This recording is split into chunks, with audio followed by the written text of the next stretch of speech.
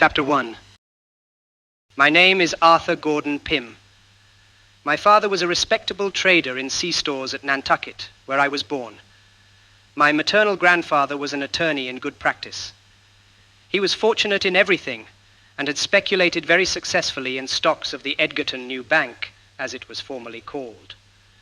By these and other means he had managed to lay by a tolerable sum of money. He was more attached to myself, I believe, than to any other person in the world, and I expected to inherit the most of his property at his death. He sent me, at 6 years of age, to the school of old Mr. Ricketts, a gentleman with only one arm and of eccentric manners. He is well known to almost every person who has visited New Bedford. I stayed at his school until I was 16, when I left him for Mr. E. Ronald's academy on the hill. Here I became intimate with the son of Mr. Barnard, a sea captain, who generally sailed in the employ of Lloyd and Vredenburgh. Mr. Barnard is also very well known in New Bedford, and has many relations, I am certain, in Edgarton. His son was named Augustus, and he was nearly 2 years older than myself. He had been on a whaling voyage with his father in the John Donaldson, and was always talking to me of his adventures in the South Pacific Ocean. I used frequently to go home with him and remain all day and sometimes all night. We occupied the same bed, and he would be sure to keep me awake until almost light, telling me stories of the natives of the island of Tinian and other places he had visited in his travels. At last, I could not help being interested in what he said, and by degrees I felt the greatest desire to go to sea. I owned a sailboat called the Ariel, and worth about $75. She had a half-deck or cuddy and was rigged sloop fashion. I forget her tonnage, but she would hold 10 persons without much crowding. In this boat, we were in the habit of going on some of the maddest freaks in the world, and, when I now think of them, it appears to me 1,000 wonders that I am alive today. I will relate one of these adventures by way of introduction to a longer and more momentous narrative. One night there was a party at Mr. Barnard's, and both Augustus and myself were not a little intoxicated toward the close of it. As usual, in such cases, I took part of his bed in preference to going home. He went to sleep, as I thought, very quietly, it being near 1 when the party broke up, and without saying a word on his favorite topic. It might have been half an hour from the time of our getting in bed, and I was just about falling into a doze, when he suddenly started up and swore with a terrible oath that he would not go to sleep for any Arthur Pym in Christendom, when there was so glorious a breeze from the southwest. I never was so astonished in my life, not knowing what he intended, and thinking that the wines and liquors he had drunk had set him entirely beside himself. He proceeded to talk very coolly, however, saying he knew that I supposed him intoxicated, but that he was never more sober in his life. He was only tired, he added, of lying in bed on such a fine night like a dog, and was determined to get up and dress, and go out on a frolic with the boat. I can hardly tell what possessed me, but the words were no sooner out of his mouth than I felt a thrill of the greatest excitement and pleasure, and thought his mad idea one of the most delightful and most reasonable things in the world. It was blowing almost a gale, and the weather was very cold, it being late in October. I sprang out of bed nevertheless in a kind of ecstasy, and told him I was quite as brave as himself, and quite as tired as he was of lying in bed like a dog, and quite as ready for any fun or frolic as any Augustus Barnard in Nantucket. We lost no time in getting on our clothes and hurrying down to the boat. She was lying at the old decayed wharf by the lumber yard of Pankey and Company, and almost thumping her side out against the rough logs. Augustus got into her and bailed her, for she was nearly half full of water. This being done, we hoisted jib and mainsail, kept full, and started boldly out to sea. The wind, as I before said, blew freshly from the southwest. The night was very clear and cold. Augustus had taken the helm, and I stationed myself by the mast, on the deck of the cuddy. We flew along at a great rate, neither of us having said a word since casting loose from the wharf.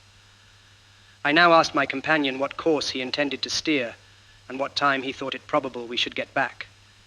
He whistled for a few minutes, and then said crustily, "I am going to sea. You may go home if you think proper." Turning my eyes upon him, I perceived at once that, In spite of his assumed nonchalance, he was greatly agitated. I could see him distinctly by the light of the moon. His face was paler than any marble, and his hand shook so excessively that he could scarcely retain hold of the tiller. I found that something had gone wrong, and became seriously alarmed. At this period I knew little about the management of a boat, and was now depending entirely upon the nautical skill of my friend. The wind, too, had suddenly increased, as we were fast getting out of the lee of the land. Still, I was ashamed to betray any trepidation, and for almost half an hour maintained a resolute silence. I could stand it no longer, however, and spoke to Augustus about the propriety of turning back. As before, it was nearly a minute before he made answer, or took any notice of my suggestion. By and by. Said he at length. Time enough, home by and by. I had expected a similar reply, but there was something in the tone of these words which filled me with an indescribable feeling of dread. I again looked at the speaker attentively. His lips were perfectly livid, and his knees shook so violently together that he seemed scarcely able to stand. "For God's sake, Augustus," I screamed, now heartily frightened, "what ails you? What is the matter? What are you going to do?" Matter. He stammered, in the greatest apparent surprise, letting go the tiller at the same moment, and falling forward into the bottom of the boat. Matter? Why, nothing is the matter going home, don't you see? The whole truth now flashed upon me. I flew to him and raised him up. He was drunk, beastly drunk. He could no longer either stand, speak, or see. His eyes were perfectly glazed, and as I let him go in the extremity of my despair, he rolled like a mere log into the bilge water from which I had lifted him. It was evident that during the evening he had drunk far more than I suspected, and that his conduct in bed had been the result of a highly concentrated state of intoxication, a state which, like madness, frequently enables the victim to imitate the outward demeanor of one in perfect possession of his senses. The coolness of the night air, however, had had its usual effect. The mental energy began to yield before its influence, and the confused perception which he no doubt then had of his perilous situation had assisted in hastening the catastrophe. He was now thoroughly insensible, and there was no probability that he would be otherwise for many hours. It is hardly possible to conceive the extremity of my terror. The fumes of the wine lately taken had evaporated, leaving me doubly timid and irresolute. I knew that I was altogether incapable of managing the boat, and that a fierce wind and strong ebb tide were hurrying us to destruction. A storm was evidently gathering behind us. We had neither compass nor provisions, and it was clear that, if we held our present course, we should be out of sight of land before daybreak. These thoughts, with a crowd of others equally fearful, flashed through my mind with a bewildering rapidity, and for some moments paralyzed me beyond the possibility of making any exertion. The boat was going through the water at a terrible rate, full before the wind, no reef in either jib or mainsail, running her bows completely under the foam. It was 1,000 wonders she did not broach to, Augustus having let go the tiller, as I said before, and I being too much agitated to think of taking it myself. By good luck, however, she kept steady, and gradually I recovered some degree of presence of mind. Still, the wind was increasing fearfully, and whenever we rose from a plunge forward, the sea behind fell combing over our counter and deluged us with water. I was so utterly benumbed, too, in every limb as to be nearly unconscious of sensation. At length, I summoned up the resolution of despair, and rushing to the mainsail, let it go by the run. As might have been expected, it flew over the bows, and getting drenched with water, carried away the mast, short off by the board. This latter accident alone saved me from instant destruction.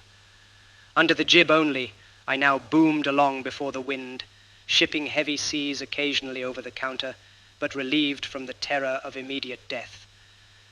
I took the helm, and breathed with greater freedom, as I found that there yet remained to us a chance of ultimate escape.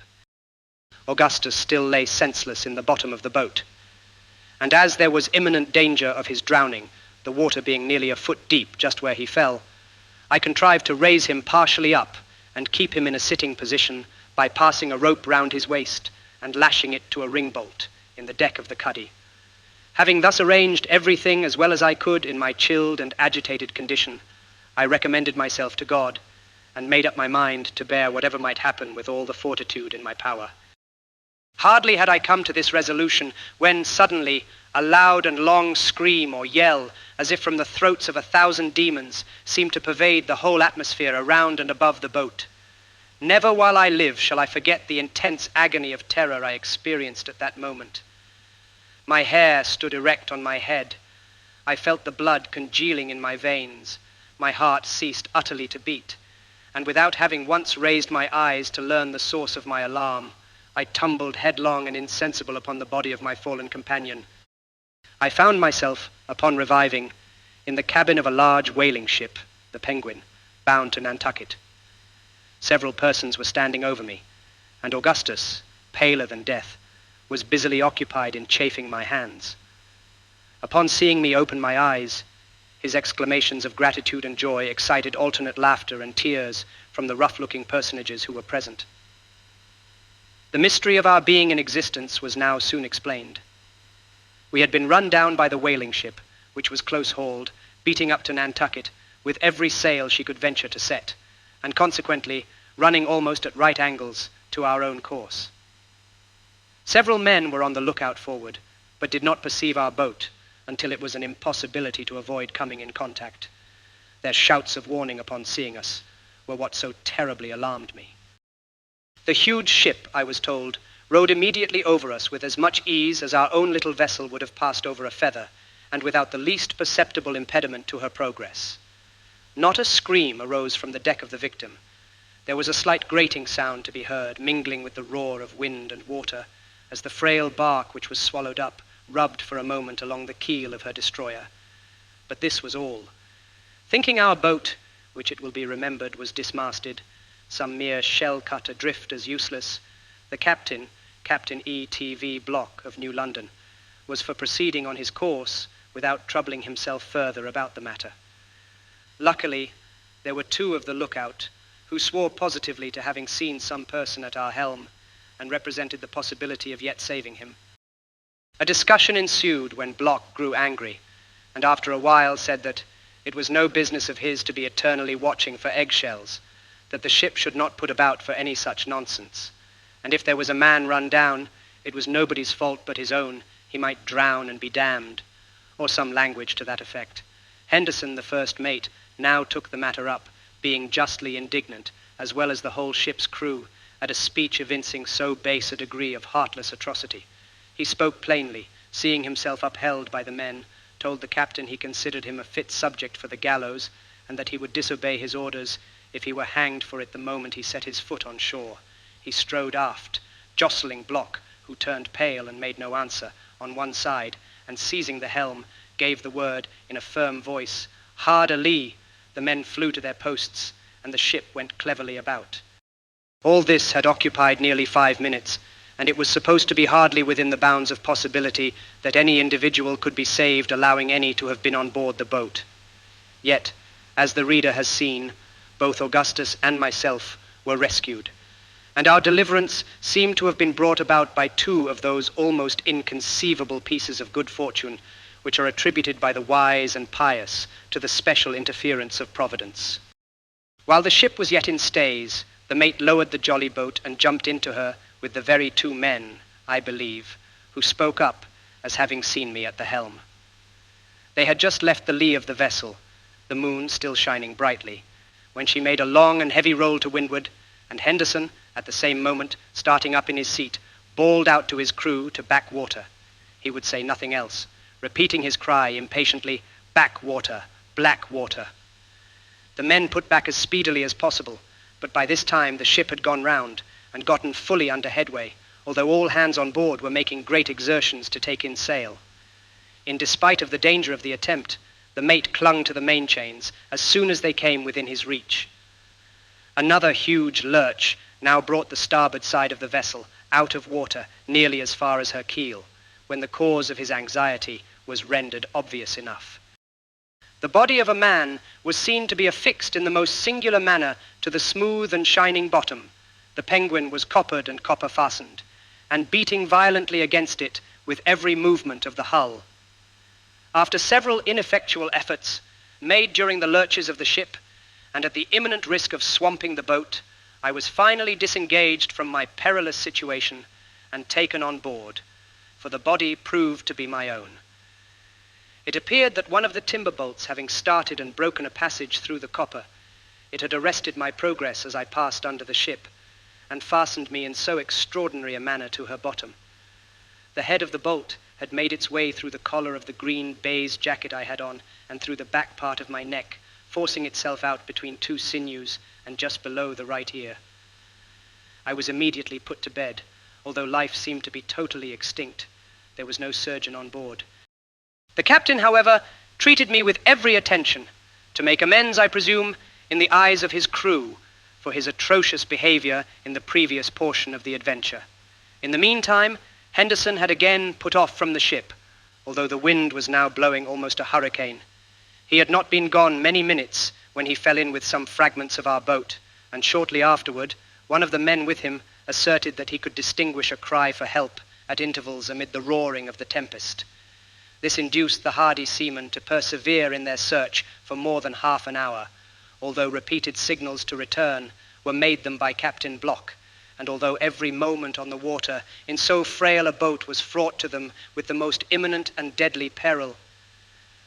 Indeed, it is nearly impossible to conceive how the small jolly they were in could have escaped destruction for a single instant. She was built, however, for the whaling service, and was fitted, as I have since had reason to believe, with air boxes in the manner of some lifeboats used on the coast of Wales. After searching in vain for about the period of time just mentioned, it was determined to get back to the ship. They had scarcely made this resolve when a feeble cry arose from a dark object that floated rapidly by. They pursued and soon overtook it. It proved to be the entire deck of the Ariel's cuddy. Augustus was struggling near it, apparently in the last agonies. Upon getting hold of him, it was found that he was attached by a rope to the floating timber. This rope, it will be remembered, I had myself tied around his waist and made fast to a ring bolt for the purpose of keeping him in an upright position, and my so doing, it appeared, had been ultimately the means of preserving his life. The Ariel was slightly put together, and in going down her frame, naturally went to pieces. The deck of the cuddy, as might have been expected, was lifted by the force of the water rushing in, entirely from the main timbers, and floated, with other fragments, no doubt, to the surface. Augustus was buoyed up with it, and thus escaped a terrible death. It was more than an hour after being taken on board the Penguin before he could give any account of himself, or be made to comprehend the nature of the accident which had befallen our boat. At length he became thoroughly aroused, and spoke much of his sensations while in the water. Upon his first attaining any degree of consciousness, he found himself beneath the surface, whirling round and round with inconceivable rapidity, and with a rope wrapped in 3 or 4 folds tightly about his neck. In an instant afterward, he felt himself going rapidly upward, when his head striking violently against a hard substance, he again relapsed into insensibility. Upon once more reviving, he was in fuller possession of his reason. This was still, however, in the greatest degree clouded and confused. He now knew that some accident had occurred, and that he was in the water, although his mouth was above the surface, and he could breathe with some freedom.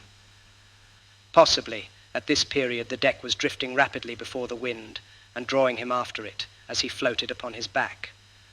Of course, as long as he could have retained this position, it would have been nearly impossible that he should be drowned. Presently, a surge threw him directly athwart the deck, and this post he endeavored to maintain, screaming at intervals for help. Just before he was discovered by Mr. Henderson, he had been obliged to relax his hold through exhaustion, and, falling into the sea, had given himself up for lost. During the whole period of his struggles, he had not the faintest recollection of the Ariel, nor of the matters in connection with the source of his disaster. A vague feeling of terror and despair had taken entire possession of his faculties. When he was finally picked up, every power of his mind had failed him, and as before said, It was nearly an hour after getting on board the Penguin before he became fully aware of his condition. In regard to myself, I was resuscitated from a state bordering very nearly upon death, and after every other means had been tried in vain for 3 hours and a half, by vigorous friction with flannels bathed in hot oil, a proceeding suggested by Augustus. The wound in my neck, although of an ugly appearance, proved of little real consequence, and I soon recovered from its effects. The Penguin got into port about 9 o'clock in the morning, after encountering one of the severest gales ever experienced off Nantucket. Both Augustus and myself managed to appear at Mr. Barnard's in time for breakfast, which luckily was somewhat late, owing to the party overnight. I suppose all at the table were too much fatigued themselves to notice our jaded appearance. Of course, it would not have borne a very rigid scrutiny. Schoolboys, however, can accomplish wonders in the way of deception, and I verily believe not one of our friends in Nantucket had the slightest suspicion that the terrible story told by some sailors in town of their having run down a vessel at sea and drowned some 30 or 40 poor devils had reference either to the Ariel, my companion, or myself. We too have since very frequently talked the matter over, but never without a shudder. In one of our conversations, Augustus frankly confessed to me that in his whole life he had at no time experienced so excruciating a sense of dismay as when on board our little boat he first discovered the extent of his intoxication and felt himself sinking beneath its influence.